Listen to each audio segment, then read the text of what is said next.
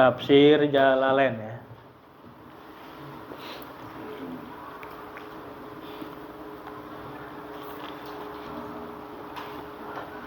Surah An-Nisa masih. Surah An-Nisa. Ayat ke 30 ya kawan ya. Wa may yaf'al zalika.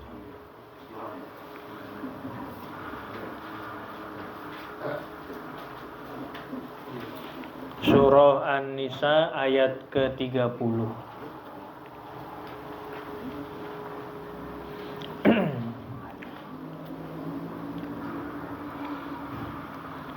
A'udzu billahi minasy syaithanir rajim.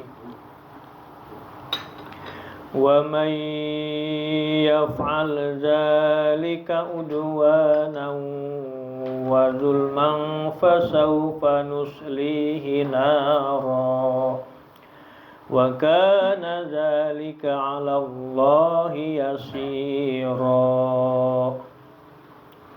In tajtanibu kaba'ira ma tunhauna anhu nukaffir ankum sayyi'atikum wa nudkhilkum mudkhalan karima. Wala tatamannaw ma faddalallahu bihi ba'dakum ala ba'd. Lirrijali nasibum mimma iktasabu walin nisa'i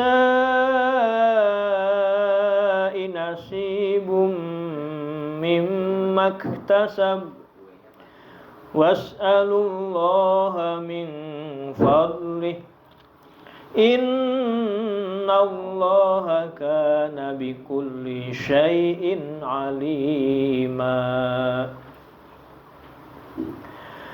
Walikullin ja'alna mawaliya mimma tarakal walidani wal aqrabun walladzina aqadat aymanukum fa'atuhum nasibahum innallaha kana ala kulli syai'in syahida. Surah An-Nisa ayat ke-30. Bismillahirrahmanirrahim. Wa may yaf'al zalika.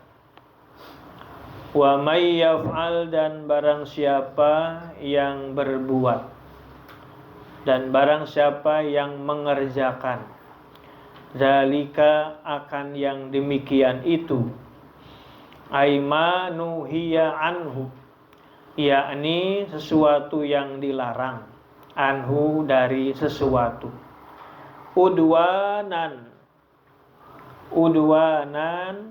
dengan melampaui batas, tajawuzan yakni melampaui batas, lil halali pada perkara yang halal, halun menjadi hal, wa zulman dan zolim, takkidun yakni menguatkan, fasaufa nuslihi, maka kami akan memasukkannya, nudkhilhu boleh, atau nudkhilhu, yakni kami akan memasukkannya, naron, kepada api neraka, yuhtaroku, yang dibakar, fiha, di dalam nar, wa kana zalika, dan ada yang demikian itu, alallahi, atas Allah, yasiron, yaitu mudah, hayyinan, yakni mudah, gampang. Kemarin sudah dijelaskan tentang apa-apa yang dilarang oleh Allah Subhanahu wa taala. Namun ketika kita melanggar apa yang dilarang oleh Allah itu dalam rangka udwanan, melampaui batas, kemudian wazulman, diiringi dengan ada kezoliman, maka Allah mudah akan memasukkan orang tersebut, yaitu naron, kepada api neraka. Dan hal seperti itu alallahi yasira, Allah mudah untuk mengerjakannya. Ing tajtanibu,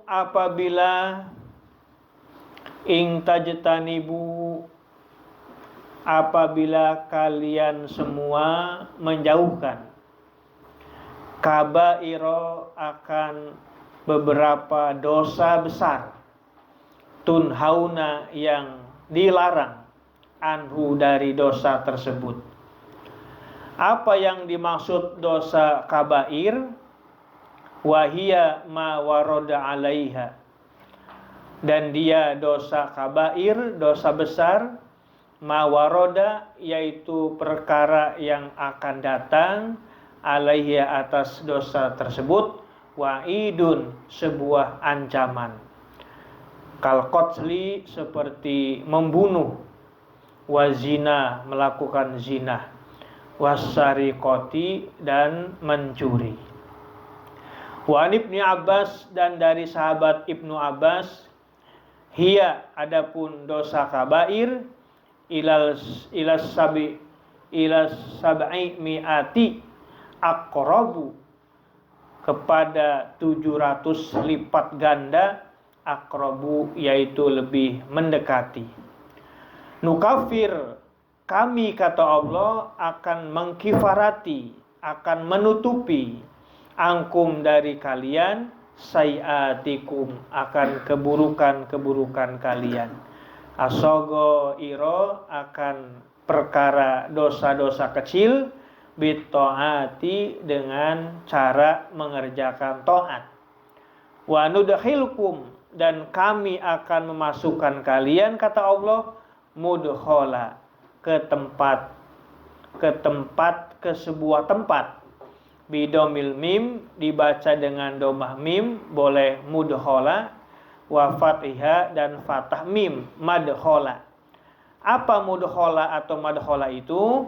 Ai idkhalan, yakni sebuah tempat, masuk ke dalam sebuah tempat, au maudian, yakni sebuah tempat, kariman, yang mulia. Apa itu tempat itu? Huwal jannatu, tempat itu adalah al-jannatu, adalah surga. Para jamaah yang saya hormati, ketika kita menjauhi apa-apa perkara dosa, yang dimaksud dosa di sini adalah dosa besar. Karena dalam pengelompokannya dosa ini terbagi dua. Ada dosa kabir, ada dosa sogir. Dosa kabir itu artinya dosa yang di dalamnya mengandung unsur besar. Kemudian ada dosa namanya dosa sogir, yakni dosa kecil. Di antara dosa besar ini seperti kal qatli, membunuh. Maka dalam hadis diterangkan itu, orang yang membunuh dan yang dibunuh finnar, ada di dalam neraka. Orang yang membunuh dan yang dibunuh ada di neraka. Kenapa yang dibunuh juga masuk neraka? Karena tidak menutup kemungkinan yang dibunuh ini sebenarnya ada niat untuk membunuh, tetapi sudah keduluan, akhirnya dia terbunuh. Maka kata Nabi, orang yang membunuh dan yang dibunuh finnar, di dalam neraka. Begitu juga tadi zina. Nah, zina dosa besar. Kenapa zina ini dosa besar? Karena ruang untuk menghindari zina itu Allah telah menyediakan. Apa ruang untuk menghindari zina itu? Yaitu melalui yang namanya akad pernikahan. Jadi ketika kita ingin mempunyai pasangan hidup, maka cari pasangan hidupnya melalui ruang pintu yang namanya pernikahan. Itu untuk menghindari itu. Maka zina termasuk dosa besar. Kemudian sariqah, yaitu mencuri. Kenapa mencuri juga dosa besar? Karena ada yang terzolimi. Sebenarnya mudah, nggak perlu mencuri. Minta kehalalannya, maka akan halal, akan ridho daripada mencuri. Ini kadang-kadang pernah terjadi, ada orang mencuri, tapi begitu besoknya dia ngaku, Pak, semalam saya ngambil ayam Bapak, kami potong, kami bakar, dipanggang. Kami udah mengakui kesalahan itu. Tapi apa? Tapi kami minta kehalalannya, minta halalnya, karena ayamnya telah kami makan. Pertama ngedenger kesel ini, karena ayamnya dipaling, diambil. Tapi begitu besoknya dia jujur mengakui kesalahan, minta ridhonya. Kata yang punya ayam, ya saya mengikhlaskan ayam saya itu, tapi ada ganti ruginya. Kata si pemilik ayam, saya mengikhlaskan ayam saya dicuri, tapi saya juga minta ikhlas juga, minta ridhonya untuk dibayarin. Nah, ketika ada perjanjian seperti itu, untuk menjadi kehalalannya, maka harus dipenuhi. Jadi nggak cukup dengan kata-kata nerima dan ikhlas, kemudian apa yang kita makan menjadi halal. Kalau si pemiliknya itu minta ganti rugi untuk dibayarin ayamnya, maka kita juga harus berusaha untuk menutupi itu supaya jadi halal apa yang kita makan. Nah itu, maka terhukuminya yaitu tergolong dosa besar. Tetapi ada dosa namanya dosa shogir. Dosa shogir itu dosa kecil. Ketika kita melakukan dosa kecil, bagaimana cara mengkifaratinya? Menutupinya. Maka cara menutupinya dengan kita mengerjakan ibadah-ibadah taat. Ibadah taat itu salah satunya adalah kumpul di majelis ilmu. Jadi kumpul di majelis ilmu itu salah satu mengkifarati dosa kecil. Ingat, mengkifarati dosa kecil. Salah satunya adalah duduk di majelis ilmu. Dosa kecil itu apa aja? Dosa kecil itu misalnya mata nggak sengaja melihat sesuatu yang dilarang. Misalnya Jamal ke pasar, di depannya ada seorang perempuan, kemudian roknya kebuka. Pandangan pertama nggak dosa, pandangan pertama. Tapi begitu berkedip untuk melihat yang kedua, hukumnya dosa. Maka supaya nggak dosa, jangan kedip-kedip, pelototin aja. Tapi kalau udah kedip, dia ngelihat lagi dosa. Nah itu dosa kecil termasuk. Nah cara mengkifarati bagaimana? Bitoat, dengan to'at.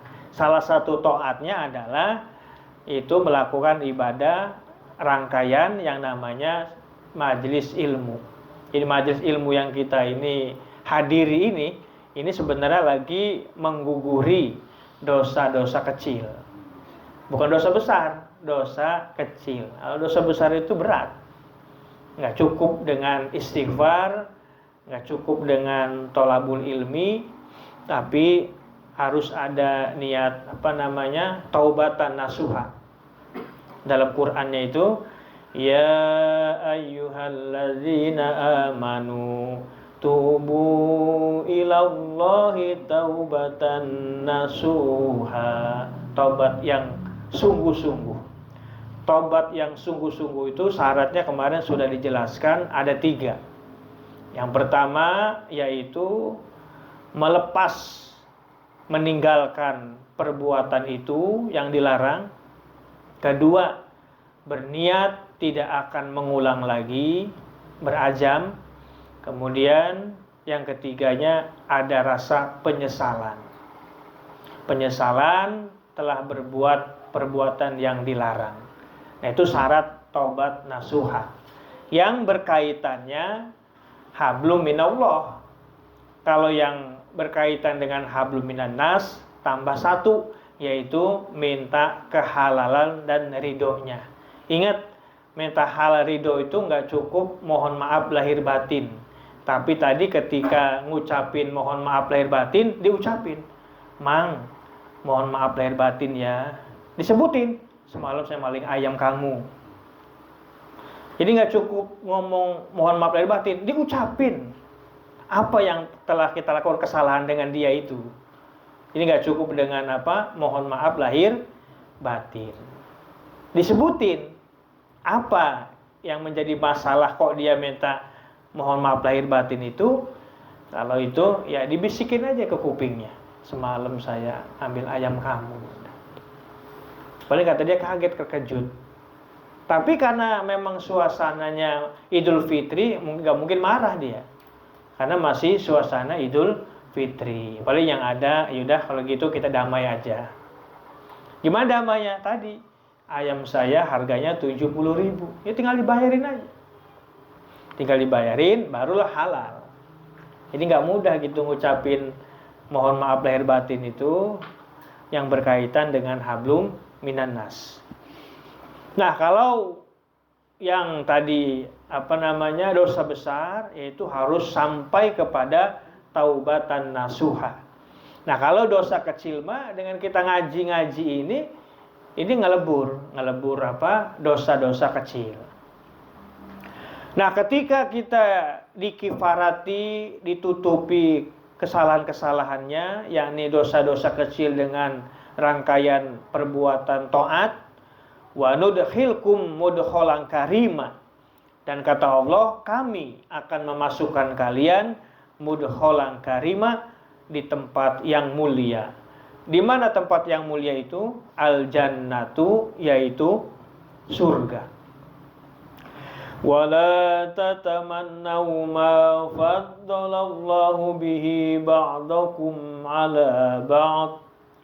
Wala tatamannaw, dan janganlah kalian mengangan-angan ma faddalallahu, akan sesuatu yang Allah telah melebihkan, bihi, dengan sesuatu, ba'dakum, akan sebagian kalian, ala ba'din, atas sebagiannya, min jihati dunia, dari arah dunia, awid din, atau agama, li'alla yu'diya, supaya tidak menyampaikan sesuatu itu, ila tahasudi, kepada saling hasud, watabagudi, dan saling marah, bertengkar.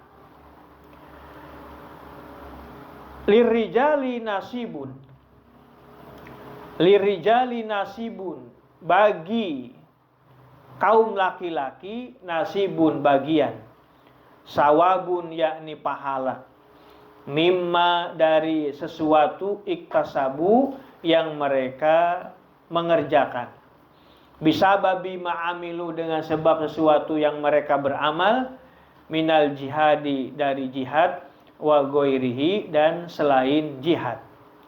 Walinisa'i, dan bagi kaum perempuan, nasibun, mendapatkan bagian, mimaktasabna, dari sesuatu yang mereka mengerjakannya kaum perempuan. Min ta'ati azwajihinna, dari taat kepada para suaminya si perempuan. Wahibzi furujihinna, dan menjaga parji, kemaluan, kehormatannya perempuan. Titik. Ayat ini asbabun nuzulnya yaitu ada seorang perempuan protes kepada Rasulullah. Perempuan itu namanya Ummu Salamah. Ummu Salamah ini datang kepada Rasulullah. Ya Rasul, kaum laki-laki ini enak, mereka berperang dapat pahala, matinya mati syahid. Tapi kami tidak dapat perang. Dan kaum laki-laki ini bagiannya juga lebih besar daripada kaum perempuan. Maka ketika itu turun ayat wala tatamannau ma faddalallahu bihi ba'dakum ala ba'din. Jangan kalian mengangan-angan mengharapkan sesuatu yang Allah memang telah melebihkannya akan sebagian kalian atau sebagiannya dari sudut dunia dan agama. Jadi maksudnya adalah kaum perempuan ini jangan iri dengan kaum laki-laki. Memang udah jadi sunatullahnya. Laki-laki itu dikasih kelebihan, baik dari sudut dunianya maupun dari sudut agamanya. Untuk apa itu? Untuk supaya tidak terjadi ila tahasudi, saling hasud, saling murka, saling marah, saling mencaci maki perempuan terhadap laki-laki. Ini udah fitrah, udah sunatullahnya. Laki-laki dapat bagian dengan apa-apa yang mereka kerjakan, baik jihad atau lainnya. Begitu juga perempuan juga akan dapat bagian pahalanya. Bagaimana pahala perempuan itu? Min ta'ati azwajihinna, yaitu melakukan ketaatan kepada para suaminya. Wahibzi furujihinna, dan juga menjaga kehormatannya. Ini dapat pahala juga. Pahala perempuan itu tadi taat kepada para suami. Makanya laki-laki ini walaupun dia sudah berumah tangga, sudah nikah, surganya tetap ada di ibunya. Tapi kalau istri, di mana surganya? Suami. Ada di suami dia. Kalau laki-laki tetap surganya ada di ibunya, nggak lepas. Tapi ketika bicara istri, maka dia surganya ada di suami. Di situ, itu bedanya. Nah, jadi kaum perempuan pun masih dapat pahala, dapat ganjaran. Ketika apa? Min ta'ati azwajihinna, yaitu melakukan ketaatan kepada para suaminya dan menjaga kehormatannya. Maka dalam hal ini ada hadis Nabi, khairun nisa imro'atun. Sebaik-baik istri adalah seorang perempuan pertama ketika dipandang suami menyenangkan. Suami datang disambut sama istri, assalamualaikum, waalaikumsalam, langsung disambut, dibuatin kopi, teh manis segala macam. Ini kadang-kadang maaf, ada suami datang ke rumah, assalamualaikum, cemberut istri itu. Kenapa cemberut? Rupanya tanggal tua. Ada senyum aja istri itu. Kalau tanggal muda kelihatannya mukanya ceria. Istri itu memang perasaannya lebih besar, bisa ngebaca aura laki-laki. Dari wajahnya ini suami saya agak cerah ini, pasti isi dompetnya ngisi. Maka luar biasa nyambutnya juga. Tapi ketika datang assalamualaikum, dilihat muka suaminya kayaknya kusem amat. Ini menandakan bahwa suaminya lagi ada masalah. Jadi kelihatan istri itu lebih tajam rupanya. Dilihat dari aura muka si suaminya. Makanya para suami jangan nyirenin kalau kusem-kusem itu. buat cerah aja. Jadi kan nggak kelihatan, walaupun sebenarnya lagi ada masalah. Nah, istri yang baik itu tadi, ketika dipandang suami menyenangkan. Yang kedua, ketika diperintahkan suami wajib taat selagi perintahnya tidak melanggar agama. Jadi perintah suami itu wajib taat selagi perintahnya tidak melanggar agama. Ada nggak perintah suami yang melanggar agama? Ada. Maaf, pernah ada kejadian. Di kampungnya itu lagi marak main togel rupanya. Orang-orang pada masang togel, main judi. Si suaminya tergiur juga pengen masang, cuman malu. Akhirnya apa? Nyuruh istrinya. Neng, kamu denger nggak tetangga kita tuh? Dia masang 10.000 dapat 1 juta loh. Kalau bapak yang masang malu, bapak kan imam musola. Akhirnya apa? Nyuruh istrinya dia. Nyuruh istrinya, udah kamu aja yang masang katanya gitu kan. Nah, akhirnya nyuruh istrinya. Nah, gimana sikap istri ketika itu? Itulah perintah suami. Maka istri wajib menolaknya. Kenapa? Karena perintahnya melanggar agama. Kata istrinya, Kang, udah sih 10.000 ini berkah ini. Ini berkah, bisa dinikmati dengan anak-anak kita, kata istrinya. Daripada nanti Kakang dapat nih 1 juta misalnya, begitu dapat langsung masuk rumah sakit, malah biaya lebih besar daripada 1 juta itu. Udah 10.000 ini kita syukuri, kita nikmati, maka insya Allah mendatangkan keberkahan. Nah ini, jadi perintah suami pun bisa dilanggar kalau perintahnya bertentangan dengan perintah Allah. Nah itu, jadi istri pun begitu. Yang ketiga, istri yang baik itu ketika suami tidak ada di rumah, maka istri wajib untuk menjaga kehormatannya. Jadi istri itu wajib menjaga kehormatannya ketika suami tidak ada di rumah. Ini banyak kejadian fenomena yang ada ini. Saya sering nemuin juga.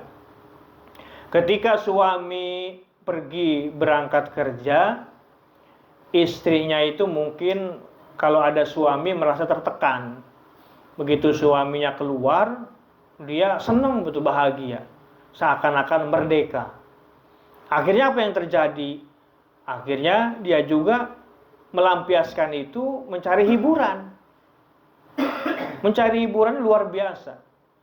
Kadang-kadang maaf, yang terjadi itu dia buka HP, cari mantannya. Dibuka HP-nya, nah ini mantan saya, si Tony, misalnya ini. Ditelepon si Tony-nya itu. Assalamualaikum Tony, Bang Tony. Di mana? Ini ada di Pasar Cimeng, lagi makan bakso. Kata si istri tadi itu, main sih ke rumah, udah lama nggak pernah silaturahmi. Oh iya sih, di rumah ada siapa? Nggak ada, alhamdulillah ini sepi di rumah nih, mumpung lah. Dengan senang hati Bang Tony mampir silaturahmi. Padahal dia itu udah buka toko sebenarnya. Oh Bang Tony. Gara-gara udah ditelepon tadi, buka tokonya biasanya sampai sore, ini buru-buru tutup dia. Karena mau silaturahmi tadi. Buru-buru. Kata Bang Tony, gampang nyari duit mah. Yang penting janjian dulu. Akhirnya ditutup, itu tokonya itu, berangkat dia. Sekali, 2 kali lancar pertemuan perjanjiannya. Lama-lama akhirnya mulai menaruh hati. Sampai akhirnya pernah ada kejadian, begitu suaminya pergi mau kerja, ada sesuatu yang tertinggal di rumah. Begitu dia balik lagi ke rumah itu, rupanya ada laki-laki di rumahnya. Itu pernah kejadian seperti itu. Rupanya janjian-janjian seperti itu bukan sekali 2 kali, sering. Nah, mungkin Allah memperlihatkan, menunjukkan kebesarannya kepada si suami tersebut. Tuh, kelakuan istri kamu tuh. Mungkin begitu. Akhirnya ketika dia pergi tadi, kok tiba-tiba balik lagi kepergok. Di rumahnya ada laki-laki. Nah, itu ya yang dimaksud. Makanya di sini istri yang baik itu pada waktu suami tidak ada di rumah, dia wajib menjaga kehormatannya. Menjaga kehormatannya, menjaga nama baik suaminya, plus menjaga rahasia rumah tangga. Jangan sampai, maaf, kita pun laki-laki nggak boleh menceritakan kekurangan istri sama orang lain. Nggak boleh. Kenapa sebabnya nggak boleh itu? Karena istri itu adalah bagian dari pakaian kita. Maka ketika ada suami, maaf, membuka aib kekurangan istrinya, sama aja dia sedang membuka aib dirinya. Kenapa sebabnya? Karena rumusnya Quran. Kata Qurannya apa? Hunna libasulakum wa antum libasulahun. Istri-istri kamu itu ibarat pakaian kamu, dan para suami ibarat pakaian istri. Fungsi pakaian adalah saling menutupi, saling melindungi gitu. Jangan sampai tadi terbuka. Nah, ketika suami membuka itu, maka secara otomatis si suami sedang membuka aib dirinya sendiri. Kenapa sebabnya tadi? Karena pakaian. Fungsi pakaian adalah untuk saling menutupi dan untuk saling melindungi. Nah, itu. Nah, istri tadi akan dapat pahala ketika taat kepada para suaminya dan juga menjaga kehormatan pada dirinya ketika suami tidak ada di rumah. Nujilat diturunkan ayat ini, ayat wala tatamannau, lama qalat tatkala berkata Ummu Salamah liyatina, supaya didatangkan kepada kami kunna, keadaan kami rijalan, yaitu seperti kaum laki-laki. Fajahatna, maka kami berjihad, wa kana lana syai'un akhor, wa kana lana, dan ada bagi kami mislu ajri rijal, seumpama pahala kaum laki-laki. Jadi protes si perempuan ini, pengen pahalanya seperti kaum laki-laki si perempuan ini. Padahal tadi dia akan mendapatkan jihad pahalanya itu ketika tadi dia taat kepada para suaminya dan juga menjaga kehormatannya. Istri ikut pengajian itu jangan senang dulu itu. Kalau dia nggak ada ridho dari suami, malah nggak jadi pahala ngajinya. Karena ibadah yang dilakukan istri itu taat dan menjaga kehormatannya. Dia pengajian itu kalau suami di rumahnya nggak ridho, nggak ikhlas, malah nggak jadi pahala, bahkan akan dapat murka Allah. Itu istri ngaji itu. Yang ngaji ke majelis taklim ini, ke tempat ini, ke tempat itu. Tapi di rumah suaminya nggak nerima. Kata suaminya, Masya Allah, ini istri saya rajin pengajian ini. Kok nasi belum masak, tempe belum digoreng, sayuran belum dimasak, padahal ngaji dia ini. Akhirnya mulai kesel, murka. Maka akhirnya istri yang ngaji itu nggak dapat pahala, bahkan dapat murka dari Allah. Jadi sesuatu yang dikerjakan istri itu, walaupun di dalamnya ada nilai pengajiannya, belum tentu dapat pahala kalau tidak ada ridho, keikhlasan para suaminya. Maka ketika si istri itu mau ngaji, memaksakan mau ngaji, kenapa dia mau ngaji itu? Mau ngaji itu karena pertama, suaminya nggak bisa ngajarin. Dia pengen ngaji, pengen ngerti bab wudu, pengen ngerti bab sholat. pengen ngerti bagaimana mandi junub, mandi haid, mandi nifas, nggak ngerti suaminya ini, maka si suami membolehkan untuk ikut pengajian. Ya kakangnya nggak ngajarin saya wudhu nggak ngerti, kakak nggak ngajarin. Saya sholat baca fatihah nggak dibenerin. Kemudian gimana cara mandi wajib saya nggak diajarin, karena suaminya nggak ngerti. Maka ketika itu izin suami, maka belajarlah si istri yang berkaitan dengan bab itu, bab wudhu, bab sholat, sebagainya. Tapi kalau seandainya suaminya itu bisa ngajarin, maka itulah yang lebih utama. Gitu. Maka yang lebih afdol itu adalah suami yang mengajari kepada istri. Ingat, kewajiban suami itu ada 5 untuk istri. Pertama, ngasih makan. Ditanya, Neng, kamu kalau makan sehari berapa kali? Saya makan 3 kali.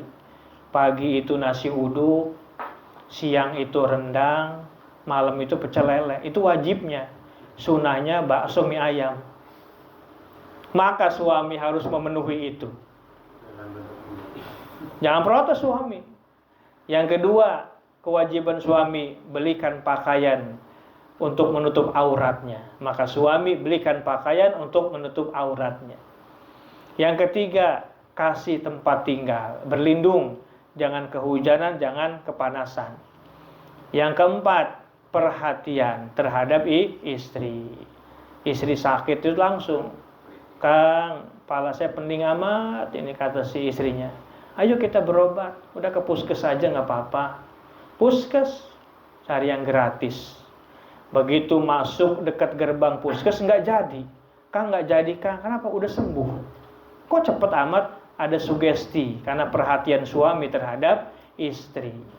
Itu namanya perhatian. Jangan sampai ketika ngeluh istri itu, Kang, kepala saya pening amat. Ya udah pantong ke tembok aja nggak apa-apa. Itu namanya ngerusak anak orang. Yang kelima adalah kewajiban suami terhadap istri di samping perhatian, yaitu mendidik, membimbing, mengarahkan. Nah itu, jadi yang ngajarin ibadahnya istri itu adalah suami. Wudunya, sholatnya, plus mandi wajibnya, plus mandi haidnya, mandi nipasnya, itu suami yang ngajarin. Jadi kalau Parit mau nikah, belajar dulu mandi wajib, belajar dulu mandi nipas. Nanti istri habis ngelahirin 40 hari kan mau bebersih, ngajarin mandi nipasnya. Kalau istri nanti halangan haid, ketika bersih suci, ajarin bagaimana mandi haidnya. Maka suamilah yang ngajari. Itu. Nah itu suami. Nah kalau seandainya si suaminya nggak bisa, maka suami harus ridho, ikhlas kalau istrinya ikut pengajian. Ikhlas dan ridho kalau istrinya ikut pengajian. Dengan catatan tadi, dilihat ngajinya ngaji apa dulu. Jangan ngaji-ngaji aja. Begitu dilirik ngajinya baca sholawatan aja, nggak nambah ilmu. Nah itu juga masalah itu. Tapi kalau ngajinya berkaitan ngaji syar'i, tadi itu seperti bab wudu, bab sholat, sementara kita suami nggak bisa ngajarin, maka kita harus ridho ikhlas si istri kita belajar. Dengan catatan tadi, ngaji pengajian itu berkaitan dengan kajian-kajian syariah tadi, ibadah. Kalau baca sholawat, baca yasin mah sebenarnya bukan pengajian, karena itu amaliyah individu. Ngaji yasin di rumah bisa, baca sholawat 1000 kali bisa. Nah itu. Jadi kita lihat juga pengajiannya. Ini berkaitan dengan ngaji syar'i apa bukan? Nah kalau ngaji syar'i tadi, maka suami mengikhlaskan dan meridhoi. Nah, jadi pahalanya istri itu mentoati azwajihinna wa hifzi furujihinna, yaitu taat kepada para suaminya dan menjaga kehormatannya. Nah, itu maka dia akan mendapatkan pahala seperti kaum laki-laki, yaitu jihad dan beramal yang lainnya para laki-laki. Was'alullaha min fadlih, was'alu dan bermohonlah kalian, bihamjatin dengan membaca menggunakan huruf hamzah, wa as'alu wa duniha dan tanpa hamzah, yaitu was'alu. Bermohon kalian kepada Allah Ta'ala min fadlihi, dari anugerahnya, dari karunia-Nya. Ma'ihtajtum, yakni sesuatu yang kalian berhajat, ilahi kepada sesuatu, yuktikum, maka Allah akan memberikan kalian. Innallaha, sesungguhnya Allah, karena ada Allah, bikulli syai'in, dengan setiap segala sesuatu, aliman, yaitu maha mengetahui. Wa minhu, dan sebagian dari kulli syai'in, mahalul fadli, yaitu tempat karunia, anugerah, wa su'alukum, dan permohonan kalian, yakni hajat kalian. Maka ketika itu si para suami telah melakukan amalnya, amal-amal seperti jihad dan lainnya, kaum perempuan juga melakukan amalnya dengan taat kepada para suami dan menjaga kehormatannya, maka ketika itu baru was'alullaha min fadli, bermohon, meminta kepada Allah dari karunia-Nya. Kenapa? Karena Allah bikulli syai'in alima, karena Allah adalah atas setiap sesuatu aliman, maha mengetahui. Maha mengetahui bagaimana? Maha mengetahui apa keinginan kita. Maha mengetahui apa? Allah mengetahui hajat kita. Maka Allah akan memberikan mahal fadli, tempat karunia-Nya, wa su'alukum, dan akan mengijabah permohonan hajat kalian. Dengan catatan apa tadi itu? Catatannya, nggak bisa ujuk-ujuk kita bermohon kepada Allah tanpa ada pelantara. Pelantaranya bagaimana? Pelantaranya tadi, kalau kaum laki-laki tadi beramal, melakukan amalnya, baik jihad dan ibadah yang lainnya, dan kaum perempuan juga beramal, taat kepada para suami dan menjaga kehormatannya, baru dia bermohon kepada Allah dari anugerahnya. Maka Allah akan memberikan apa yang dimaksud, yaitu hajat kita. Jadi dengan catatan apa? Melalui pelantara ibadah. Ini nggak bisa kita. Minta permohonan, tapi tidak ada pelantara wasilah. Kayak ada orang setahun sekali ibadahnya, Idul Fitri, Idul Adha. Tapi begitu doanya itu semua diminta. Minta ini, minta itu, minta ini, minta itu. Padahal sholatnya cuma setahun sekali, Idul Fitri, Idul Adha. Harusnya kita ngaca diri. Sholatnya setahun sekali, sholat sunnah pula, tapi permohonannya banyak, permintaannya. Itu namanya nggak tahu diri. Jadi kita ngukur.